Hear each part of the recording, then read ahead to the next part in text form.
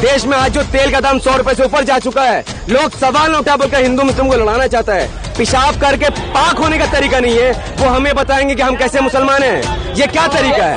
तो हमारा इस्लाम हमारा धर्म है, हम डिसाइड करेंगे, आप डिसाइड नहीं करेंगे। ऐसा मोदी जी ने कृषि कानून को लागू करके फिर वापस लेकर थूक के चाटा था, इंशाल्लाह फिर से ये बिल वापस लेकर मोदी फिर से थूक के चाटेगा।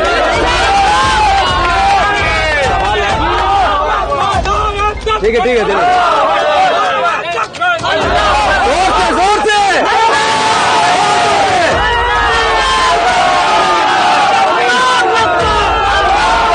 कि भारत के 25 करोड़ मुसलमान जो अलग अलग राज्यों में अलग अलग पार्टी में बटे हुए हैं, वो एक झंडे तले आ जाए, एक नेता तले आ जाए। जिस दिन भारत का 25 करोड़ मुसलमान एक पार्टी एक नेता को वोट करेगा, उस दिन भारत में मुसलमानों के 50-60 सांसद होंगे, 400 MLA होंगे, 10,000 20,000 कॉर्पोरेटर होंगे, सब कोई।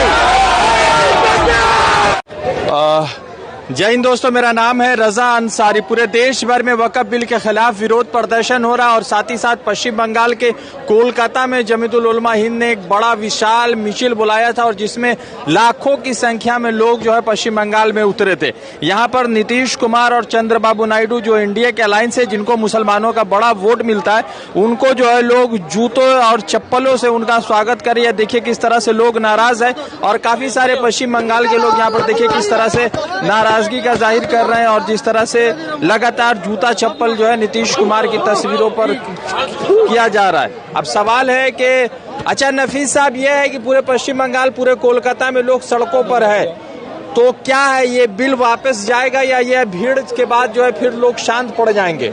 देखिए, किसी भी तरीके का जो बिल होता है जो संविधान के खिलाफ होता है, वो दो तरीके से वापस होता है। एक तो ये है कि बिल पास ही ना हो, और अगर बिल पास हो जाए तो सुप्रीम कोर्ट में चैलेंज करो।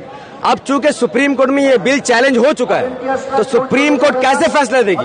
सुप्रीम कोर्ट ये देखेगा कि ये बिल संविधान के खिलाफ है और पूरे भारत के मुसलमान सड़कों पर है। यानी अगर वो वहाँ पर रिजेक्ट नहीं होगा तो भारत में अशांति फैलेगी।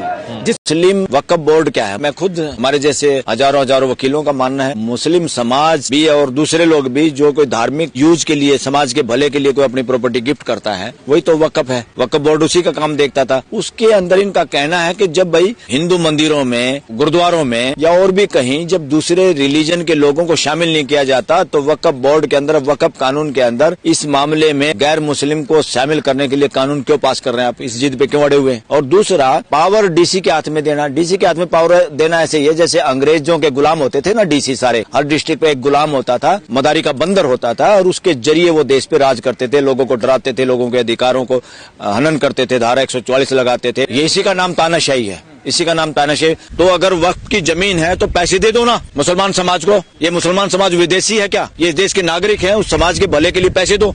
पार्लियामेंट भी तुमने बदमाशी से, पार्लियामेंट भी जिस जमीन में बड़ी है, जो मालचा गांव की जमीन है, बहुत सारे किसानों को पैसा नहीं मिला अभी तक। तुम खुद ही कब्जाधारी बन गए, जैसे गुंडे कब्जा करते जमीन पे। सरकार भी अगर कब्जा करने लग जाए, चोरी चकारी से एक कानून फैसला करती है कि यहाँ तो राम मंदिर था। ये नॉनसेंस करते हैं और देश के जिंदा आदमियों को उनकी जमीनों का हक मिलने में इनके मुकदमे फेंके जाते हैं लोगों। अगर मैं कह रहा हूँ वक्फ बोर्ड के पास पैसे जाने चाहिए, वो पैसे भी समाज के हित में, अस्पताल बनाओ, कितने लोग गरीब हैं, उस समाज के भले के लिए काम करो जो गरीबी रेखा से इसे इतना नीचे है। मुस्लिम समाज यूज करने का मतलब भारतीय नागरिकों के हक में यूज करना, भारत का विकास करना। पूरे महाराष्ट्र के मुसलमान की यह गुहार वक्फ बोर्ड अपील को वापस लो। मणिपुर के महिला और पुरुष और बच्चे सब निकल रोड पर इंसाफ के खातिर शासन से लगा रहे हैं गुहार। आप देख सकते हैं सारे महाराष्ट्र के लोग भी आप आ रहे हैं रोड पर। जितने मुसलमान के साथ भी इंसाफी हो रही है, सभी मुसलमान इंसाफ की मांग कर रहे हैं शान से। और इसी में वकीलों का क्या कहना है, जवान युवकों का क्या कहना है, जो आप उतर गए हैं रोड पर इंसाफ मांगने की लगाई गुहार सारे मुसलमान ने। तो मैं अपने चैनल के माध्यम से दिखाना चाहूंगा सच्चाई, जनता तक सच्चाई दिखाना ही हमारा लक्ष्य है।